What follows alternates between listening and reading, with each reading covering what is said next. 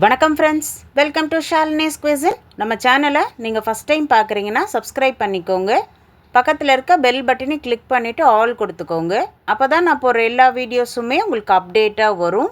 இன்றைக்கி நம்ம பார்க்க போகிற ரெசிபி மோர் மிளகா பருப்பு பொடி. இந்த மோர் மிளகா பருப்பு பொடியை நல்லா சுடு சாதத்தில் இந்த பொடி போட்டு அதில் நல்லெண்ணெய் விட்டு சாப்பிட்டு பாருங்கள், செம்ம டேஸ்ட்டாக இருக்கும். இந்த பொடியை நம்ம 1 மந்த்து கூட ஸ்டோர் பண்ணி வச்சுக்கலாம். குறைவான இன்க்ரீடியன்ஸை வச்சு இந்த பொடியை ரொம்ப சுலபமாகவே செஞ்சிடலாம். இது மாதிரியான இன்ட்ரெஸ்டிங்கான ரெசிபிஸ் பிடிச்சிருந்தா மறக்காமல் உங்கள் ஃபீட்பேக்கை கமெண்ட் செக்ஷனில் சொல்லுங்கள். இதோட இன்க்ரீடியன்ஸ்லாம் நான் டிஸ்கிரிப்ஷனில் கொடுத்துருக்கேன், செக் பண்ணி பார்த்துக்கோங்க. வாங்க இது எப்படி செய்யலான்னு பார்க்கலாம். இப்போ இந்த பொடிக்கு தேவையான பொருளை முதல்ல நம்ம ட்ரை ரோஸ்ட் பண்ணிக்கலாம். இதுக்கு நம்ம எண்ணெய் எதுவும் சேர்க்க வேணாம். 1 கப்பு உளுத்தம்பருப்பை நல்லா செவக்க வறுத்து எடுத்துக்கலாம். உளுந்து நல்லா வாசனை வர வரைக்கும் நல்லா வறுத்து எடுத்துக்கோங்க. உளுந்து இந்த அளவுக்கு செவக்கிற வரைக்கும் நல்லா வறுத்து எடுத்துக்கலாம். இப்போ 1 கப்பு மோர் மிளகா சேர்த்துக்கலாம். உளுந்தும் 1 கப்பு சேர்த்துக்கணும், மோர் மிளகாயும் 1 கப்பு சேர்த்துக்கோங்க. மோர் மிளகா சேர்க்கும் போது நல்லா காரமான மோர் மிளகாயாக சேர்த்துக்கலாம். அப்போ தான் இந்த பொடியோட டேஸ்ட் நல்லாயிருக்கும்.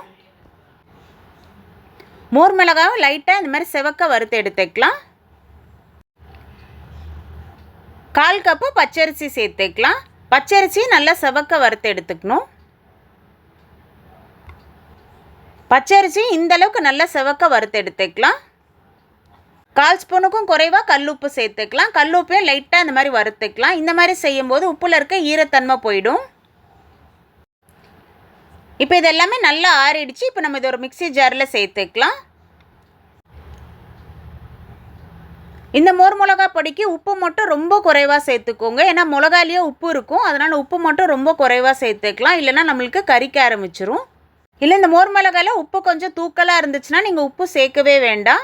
இப்போ இந்த பொடியை நல்லா நைஸாக அரைச்சி எடுத்துக்கலாம். அவ்வளோதான், நல்லா சூப்பராக ரெடி ஆயிடுச்சு பாருங்கள் மோர் மிளகா பருப்பு பொடி. இந்த மாதிரி நல்லா நைஸாக அரைச்சி எடுத்துக்கோங்க. இது நல்லா சுடு சாதத்தில் இந்த பொடி போட்டு நல்லெண்ணெய் விட்டு சாப்பிட்டு பாருங்கள், செம்ம டேஸ்ட்டாக இருக்கும். கண்டிப்பாக ட்ரை பண்ணி பாருங்கள். இந்த ரெசிபி உங்களுக்கு பிடிச்சிருந்தா லைக் பண்ணுங்கள், உங்கள் ஃப்ரெண்ட்ஸ் அண்ட் ஃபேமிலியோடையும் ஷேர் பண்ணுங்கள். மறக்காமல் ஷாலினிஸ் குவிசின் யூடியூப் சேனலை சப்ஸ்கிரைப் பண்ணிக்கோங்க. பக்கத்தில் இருக்க பெல் பட்டனை கிளிக் பண்ணிவிட்டு ஆல் கொடுத்துக்கோங்க.